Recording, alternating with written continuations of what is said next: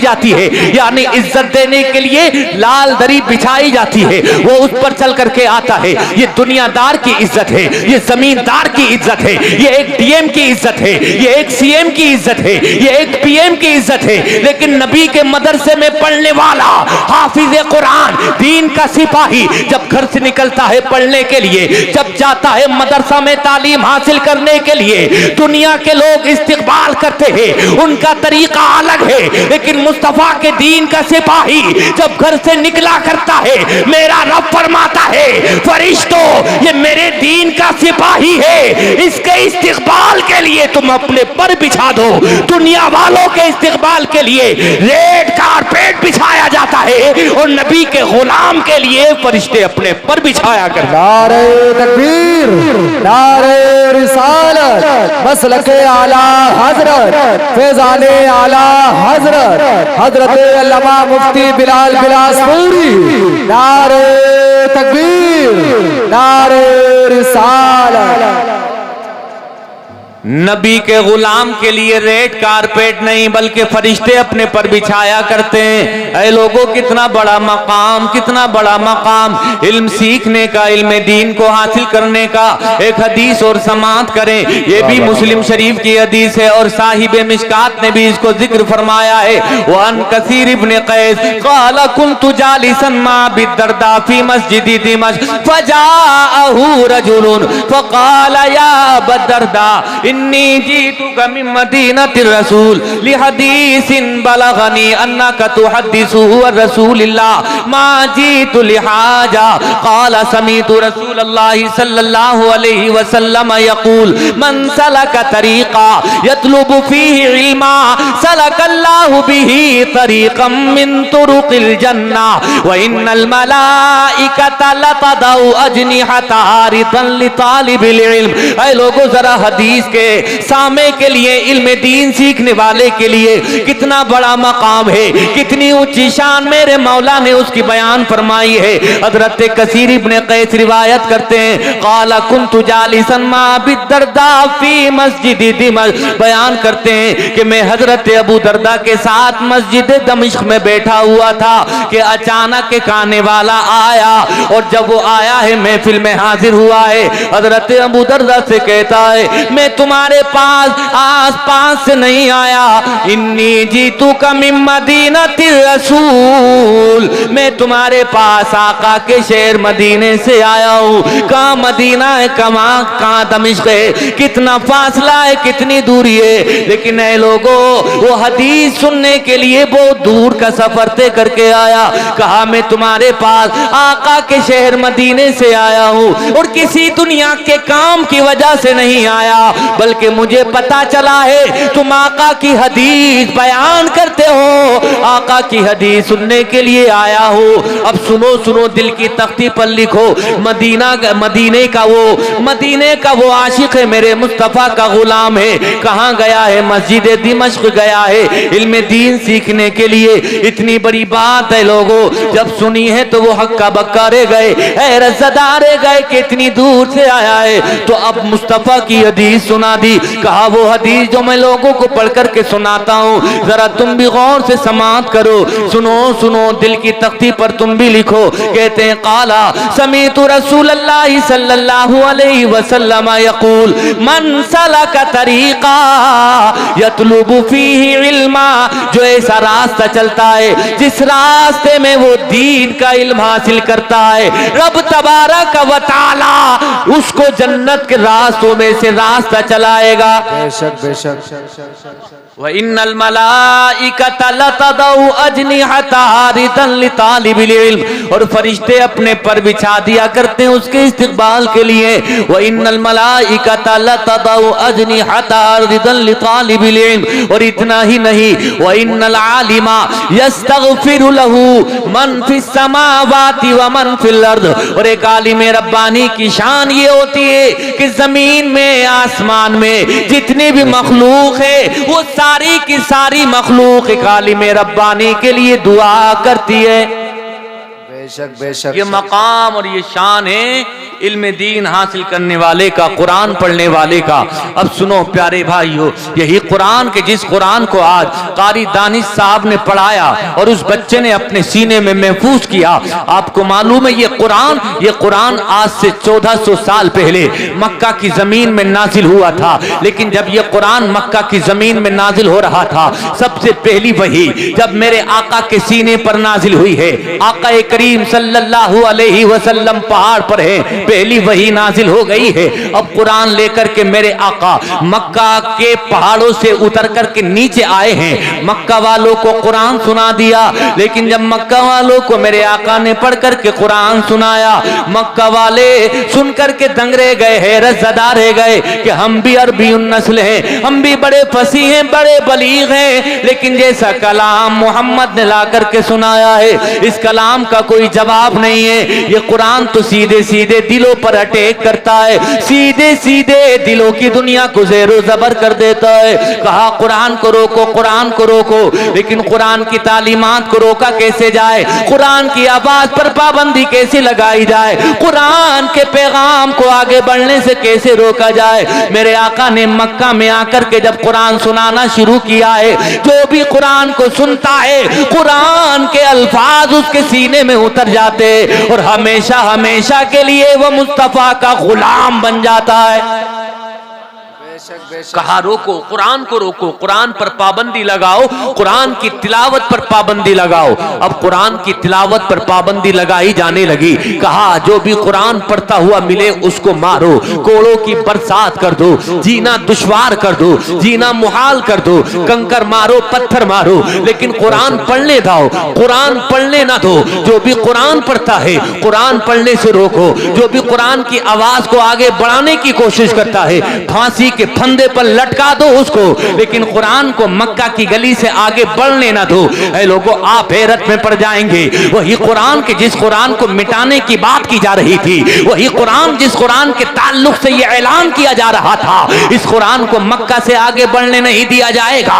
जमाने ने देखा वही कुरान सिर्फ मक्का में नहीं रहा, बल्कि मक्का से निकला और मक्का से निकल करके मक्का के कोने कोने में पहुंच गया, और सिर्फ मक्का के कोने कोने में नहीं, मक्का से निकलकर मदीना पहुंचा, मदीने की गली गली में पहुंचा, और मदीने से निकलकर पूरी दुनिया में पहुंच गया, और पूरी दुनिया में बादल बन करके ऐसा बरसा है कि आज पूरी दुनिया में जहां जहां इंसान नजर आता है वहां वहां खुदा का कुरान नजर आता है। बाबा नारे तकबीर, नारे रिसालत, मसलके आला हजरत, फैजाने आला हजरत, हजरत अल्लामा मुफ्ती बिलाल बिलासपुरी।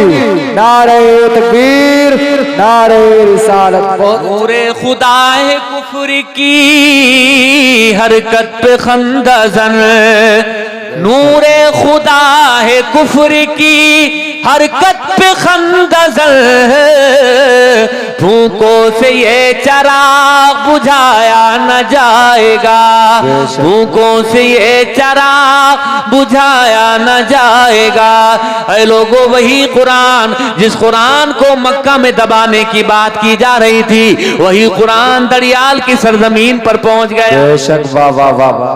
कहेंगे दरियाल की सरजमीन पर यह कुरान पहुंचा कैसे है? सुनो सुनो, ये कुरान का एजाज है, ये कुरान का एजाज है। आपको मालूम है इसी कुरान को मिटाने के लिए हर दौर में मुनाजरे हुए हैं, हर दौर में कुरान को खत्म करने के लिए प्लानिंग हुई है। आज से बहुत साल पहले की बात है, आप ही के पास में है एक जगह मुरादाबाद के एक बहुत बड़े मुफस्सिर हैं, नाम है अल्लामा सदरुल अफाजिल। ऐ लोगों, अल्लामा सदरुल अफाजिल नईमुद्दीन मुरादाबादी रहमतुल्लाहि ताला अलैह, उनका एक मुनाजरा होने लगा एक आर्या से।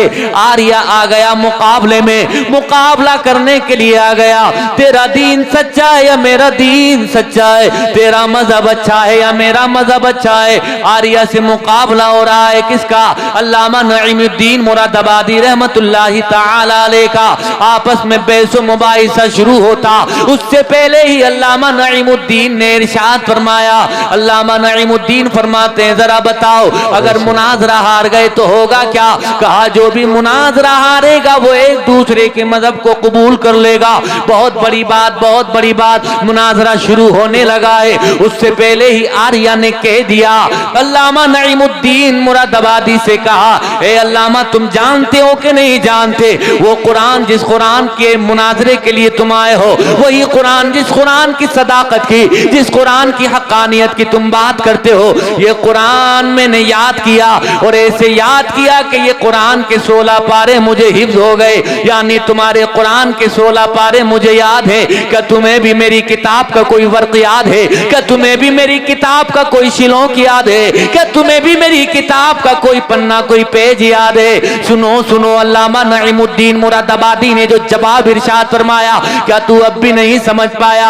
अरे देख, ये मेरे कुरान की शान है, ये मेरे कुरान का एजाज है, ये अपने के सीनों में भी समा जाता है और जो कुरान को मानता नहीं वो भी उसको याद कर लेते हैं। ये तो मेरे कुरान की शान है। मैं तेरी किताब के बारे में पूछता हूँ, तू अपनी किताब के बारे में बता, क्या तुझे अपनी किताब याद है? ऐ लोगों, उसको अपनी किताब याद नहीं, और सिर्फ उसी को नहीं, पूरी दुनिया के लोगों को ये चैलेंज कर दिया जाए, पूरी दुनिया के लोगों के सामने ही दावा कर दिया जाए, पूरी दुनिया के लोगों के सामने ये ऐलान कर दिया जाए, दुनिया की बड़ी बड़ी किताबें जिनके हक और सच होने की बात की जाती है उनसे कहा जाए अपनी सारी की सारी किताबें लेकर के आओ, सारी की सारी किताबों को दरिया में डाल दो और दरिया में डालने के बाद फिर उन किताबों को हूबहू सेम उतार दो, हूबहू उन किताबों को लिख दो, जैसा कि लफ्ज लफ्ज लिखा हुआ है ऐसा ही लफ्ज लफ्ज उस किताब को उतरवा दो, लिखवा दो, कलम बंद करा दो।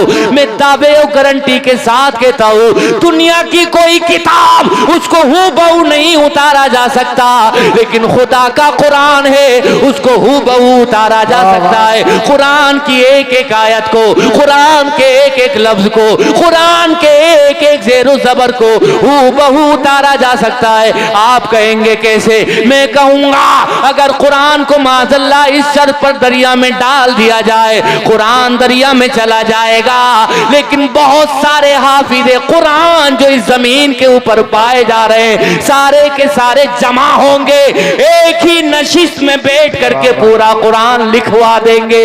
ये मेरे कुरान की शान है, ये मेरे कुरान का मर्तबा है, ये मेरे कुरान का कमाल है।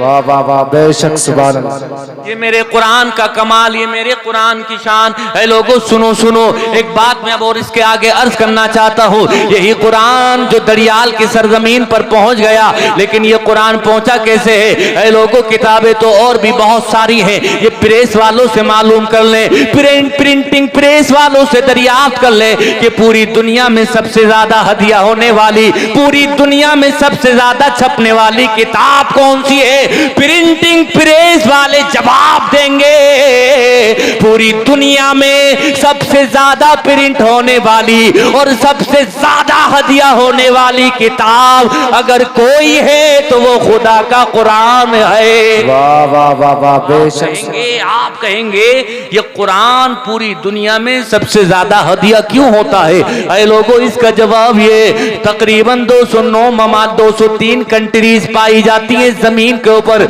इस आसमान के नीचे। आप किसी भी मुल्क में चले जाएं, आप किसी भी कंट्री में चले जाएं, आप अमेरिका में चले जाएं कुरान मिल जाएगा, अफ्रीका में चले जाएं कुरान मिल जाएगा, आप अफ्रीका के सहाराओं में चले जाएं कुरान मिल जाएगा, इंग्लैंड में चले जाएं कुरान मिल जाएगा, हॉलैंड में चले जाएं कुरान मिल जाएगा, जर्मनी में चले जाएं कुरान मिल जाएगा, जापान में चले जाएं कुरान मिल जाएगा, ऑस्ट्रेलिया में चले जाएं कुरान मिल जाएगा, पूरी दुनिया में जितने ममालिक हैं चले जाएं कुरान मिल जाएगा।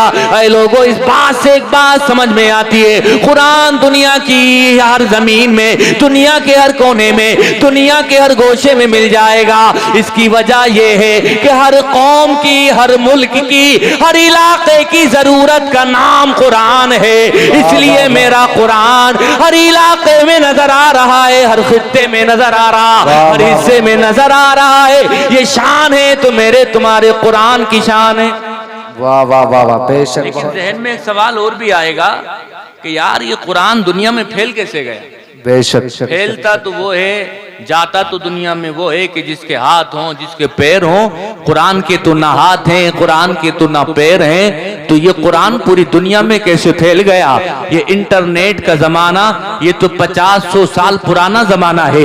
ये मोबाइल का युग, ये तो 20-50 साल का जमाना है। इससे पहले अखबार का जमाना था, लेकिन 1400 साल पहले मक्का की जमीन में यह कुरान नाजिल हुआ था। तो मक्का की जमीन से ये कुरान हम तक, आप तक कैसे आ गया? मैंने आलम तसव्वुर में सवाल किया, ए कुरान तो हिंदुस्तान में कैसे आया? और सिर्फ हिंदुस्तान में ही नहीं बल्कि दुनिया के कोने कोने में कैसे पहुंच गया? क्या इंटरनेट के जरिए से पहुंच गया? कुरान ने आलम तसव्वुर में जवाब दिया, अगर इंटरनेट के जरिए से फैला होता, अगर पूरी दुनिया में इंटरनेट के जरिए से पहुंचा होता, तो अमेरिका के ईसाई पूरी दुनिया से मिटाने के लिए .com का फार्मूला अपनाते और पूरी दुनिया से मुझे खत्म कर देते। फिर मैंने कहा कि पूरी दुनिया में अखबार के जरिए से फैला है। जवाब आया, नहीं नहीं,